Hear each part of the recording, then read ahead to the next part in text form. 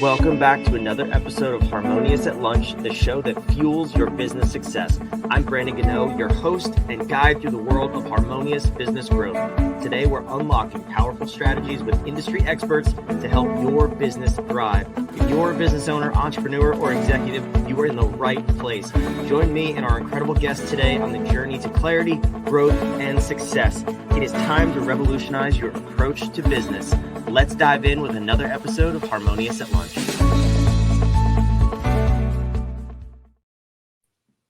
Welcome back into some more bite-sized business advice. And we got an awesome episode lined up today. I have a guest who has a very unique backstory, but it's the backstory we all strive for, I think, as entrepreneurs when we start our own business. So I'm excited to hear how he grew a massive business and then sold it, and what he's doing now, and how you can learn from that to grow your own business. So before we go any further, let me introduce my guest and dive in here. John Hewitt, welcome to the show. Thanks for being here. Thank you, Brandon. My pleasure. So I hinted at it. I said you grew and sold a massive business. So let's not tease the listeners. Let's get right to it. Can you tell me about that brand that you grew and sold? I've got great news for you. I built two great massive businesses. Oh, I did not know that. I love that. All right, let's unpack it. So I'll give you my 55-year career in 3 minutes or less.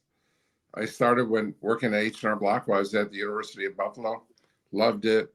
And 12 years later, I was running 250 H&R Block offices. My dad was CFO of a public company. He decided he liked the little apple he bought by mail better than the mainframe running his public company. He decided we should computerize taxes. So in 1981, we both quit our jobs and built the first tax software for an Apple computer.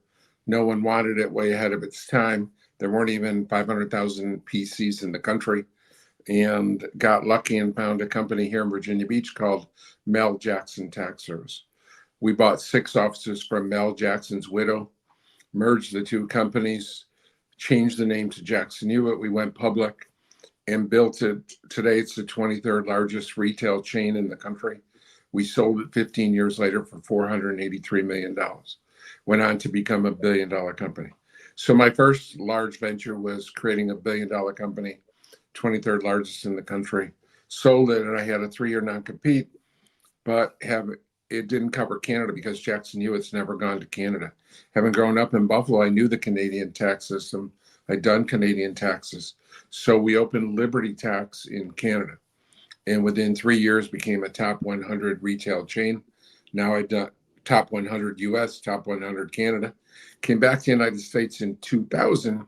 Now I had to compete against myself, my name, my software, my system, and my people.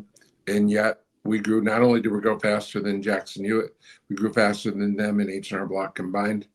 We opened 4,000 offices in 12 years.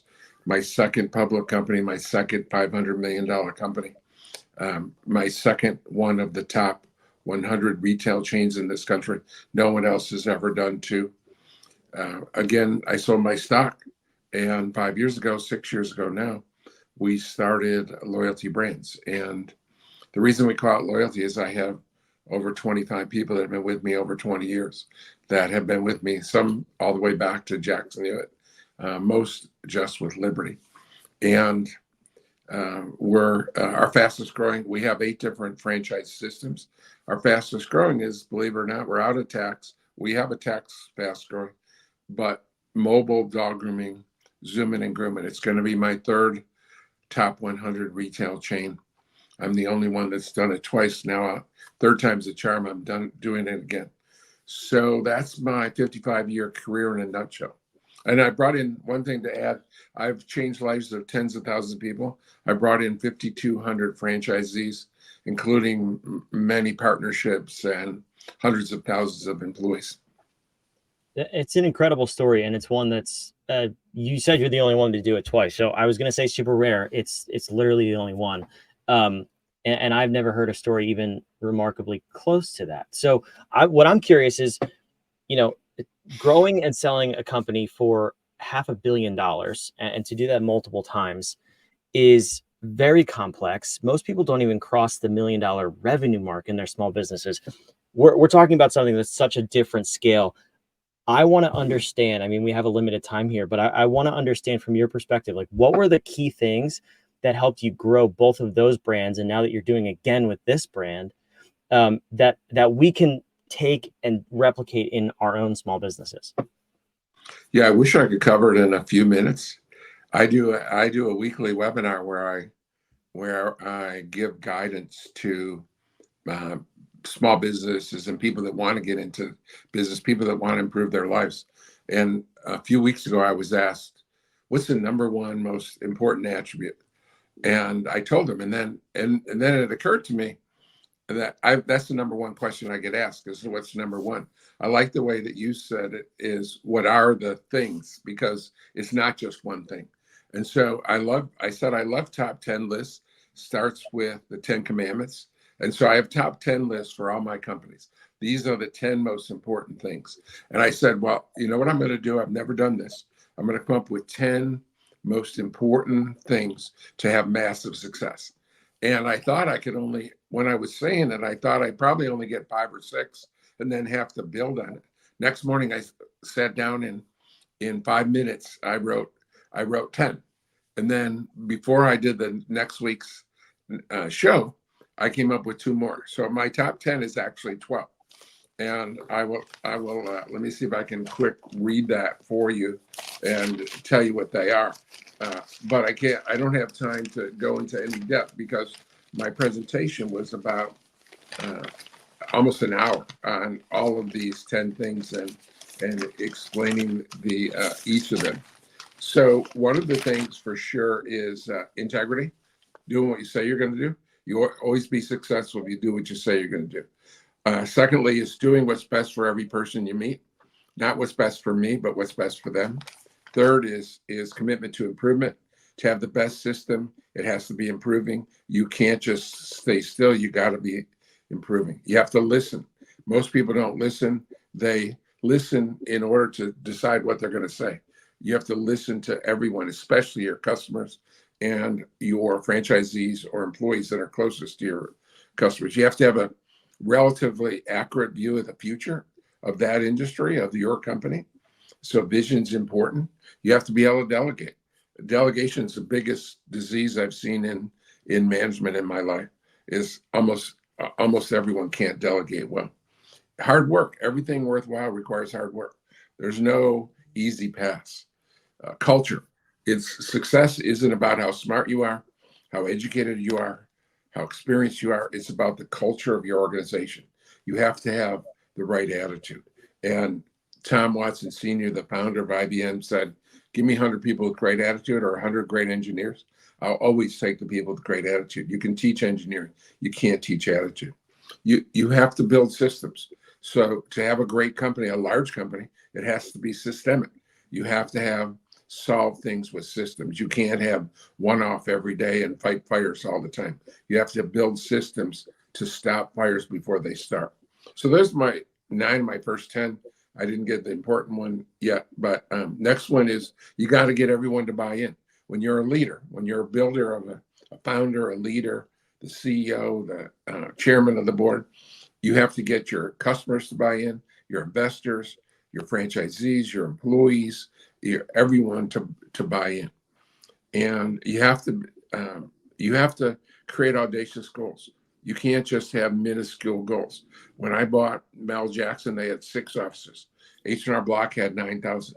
And our goal was to get to 9,001, to add 8,995 offices. That's crazy. That's insane. That's audacious. We didn't get to 9,000. We got to 6,000. So it became $1 billion company. So that's not so bad. And the most important, number 12, is perseverance. God doesn't put anyone here to skate. Everyone gets knocked down. Winners get up every time and just keep going. They got to kill me to stop me. Amen. That's an amazing list. I love those 12 principles. And I think there are things I wish we could explore them deeper, but I know you've done that already. Well, let me ask you this, because I think in service to the audience, you said you have a webinar series. What can you provide us the link to that? We'll put it in the show notes down below for the listener. Sure. It's on loyaltybrands.com website. Even better. I'll toss that website on the screen now. We'll make sure to link to that down in the show notes, the specific link to go register for that. If you're interested, I know I'm interested to go deeper on this list, but for the sake of time, we can't on this episode. But I do want to ask you, what's next? You're growing loyalty brands. Give me a sense of, it's a franchise development company. It sounds like, so you have multiple brands under your portfolio. You're growing them. What is your, well, let me back up a second. Why? You've built and sold two massive companies. What continues to drive you forward and to take loyalty brands to that pinnacle level? You're right. I'm going to be 75 years old next month, and most people are long retired by the time they're my age. But I've been so blessed by God, and I've given so much. And when I was a kid, I've always been self-confident. It's mistaken for, or it really is cockiness when you haven't done it yet. And when I was a teenager, I knew positive. I was poor, but I knew I was going to get rich. And I said, you know what? I was so immature and not thoughtful that I said, I'm just going to make a few $1,000,000 and retire. But along the way, Brandon, I realized what would I do? There's nothing more rewarding than improving lives. Nothing. There's in everything I've done in my life. The most rewarding thing is improving lives, and it would be such a waste. I'm at the peak of my knowledge of business and ability to help others, and just to go sit on a beach somewhere, what a waste. My favorite story in the Bible is the talent story. That's a waste of my talent. That's like the servant, he buried his talent. So they got to kill me to stop me. I'm in this for life. And I realized that the journey is the joy. The check at the end of the rainbow, the $500 million, that's just anticlimactic. The journey is the joy. I wish more people would figure that out sooner in life, that it's both the journey and also serving others. And that's when the wealth comes and you can actually appreciate it instead of just chasing it yourself. It doesn't really do anything for you. And I'm a huge fan of that story in the Bible as well. So much can be extracted from that. But I want to ask you this, because loyalty brands, you're growing it. You have 8 brands already under your portfolio. What do you want to take this brand to before you step back or step out of it?